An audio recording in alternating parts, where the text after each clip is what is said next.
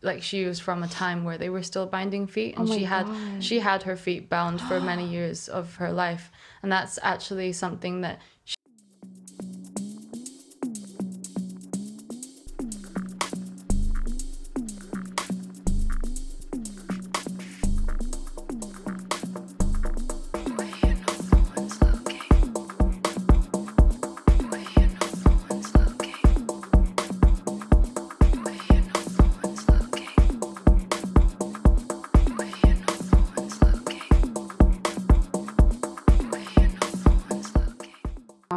we were reading some of your articles as well. Yeah, and the tab Edinburgh, they were really, really good. I really enjoyed it as well. Yeah, thank you. Yeah, we read the article on Little Mix and the what is it? I always call it boho, but it's not it. Boohoo. Boho. Boho. Boho. I'm like, Maggie's like, that's not what it's called. No, I was like, I think I need to tell her. Yeah, I learned so much from like reading your article.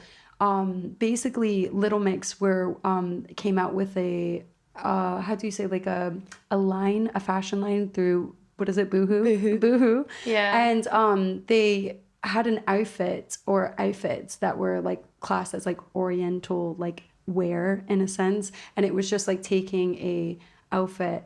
I'm trying to remember the actual traditional cheap how, that's what it was, because I did write it down because I was like, I want to remember, and just kind of like sexualizing it, and then just like not really, for one thing, using an offensive word to begin with to describe like the actual outfit, and then just not like actually reading up, because me and Maggie and myself actually read up like the history whenever you started talking about it, we started reading up the history on like where it came from, and it's so interesting. Like we learned about like what was it, foot binding or feet binding? Feet binding, yeah. Which I've never heard of this, and like I'm sure like you'll know more than we will know just from like reading up, but I've never heard of any of this, and I was so shocked. Like I was like, oh my God, I can't believe they were doing that to women. Yeah.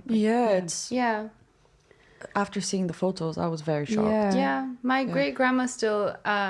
It ended maybe like 100 or so years ago. Yeah.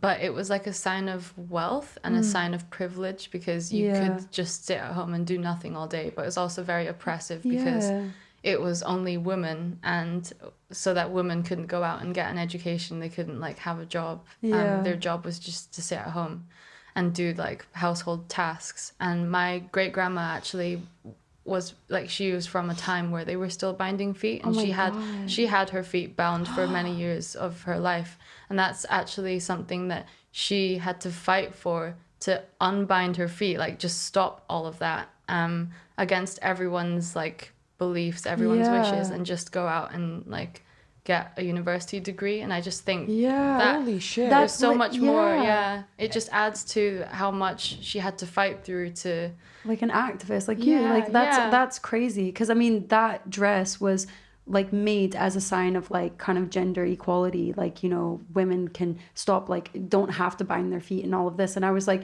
and then like it really enraged me, like obviously reading your article and then learning that they didn't do any research on like the history of this clothing, and that is like deep rooted in someone's heritage, and then trying to like I don't know, like obviously I didn't grow up with it, but just reading it in itself, I was like, I can't believe they would just be so ignorant to not do that. Like you have so much power and potential to educate people, and you just chose the easy option, and then to be offensive as well, and then not even care to educate yourself. Just being offered a deal and then being like, yeah, all right, we'll just do that. Like we'll just and having it this. Approved at every single stage and somehow be published like that. Yeah, still and like put into production is crazy. Well, like remember when Kim Kardashian started her clothing, what was it, like underwear line?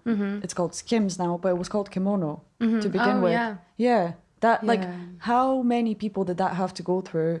How many followers does she have? Like, do you know what I mean? And did for you know it to be that she tried to trademark the word? Kimono. Copyright. That's why everybody went nuts. Silly. I know, and it's like, What? Yeah. This is traditional where you can't like just it's not take yours. the name. Yeah. Like, yeah.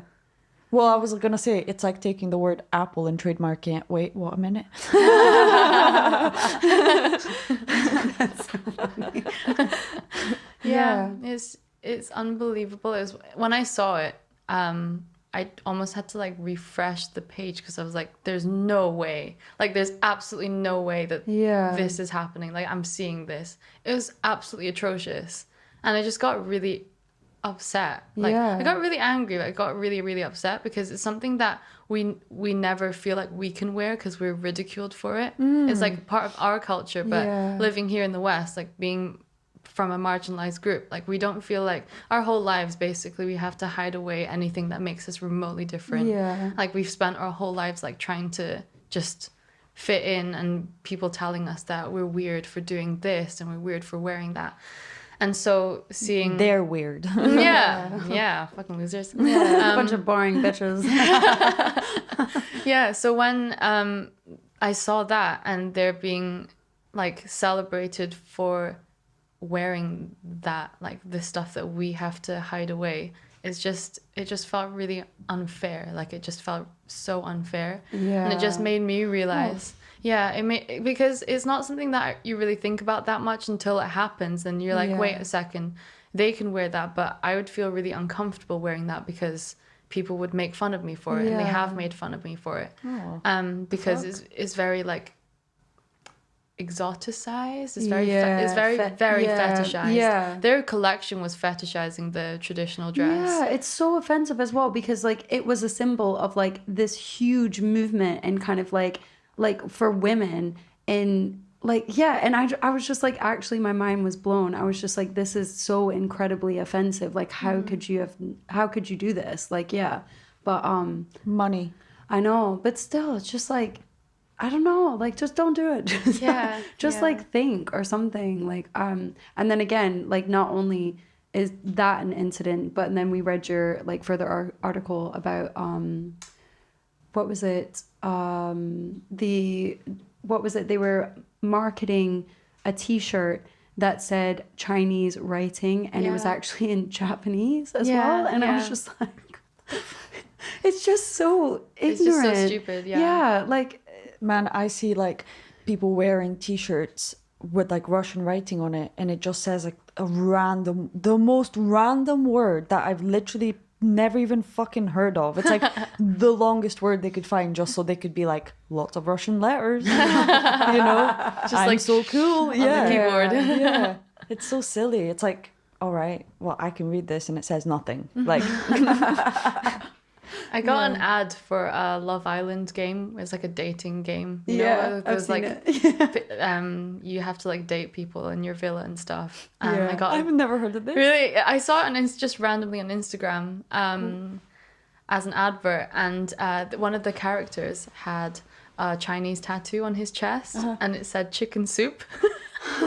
Oh my god, you're being serious? I'm actually being serious. Yeah. They just picked like two words, and he's this guy, and he's just got chicken soup tattooed on him. I've got a tattoo on my back in Arabic that my dad wrote, and like I have a brief idea of what it means, but when people ask me, I'm like, it means chicken soup. Just because I'm like, I actually don't know what it exactly means. I just told him you can write whatever you want, and literally it could say that. I don't know. Chicken soup. That's so funny. Yeah, it's silly. But anyway, moving on from that.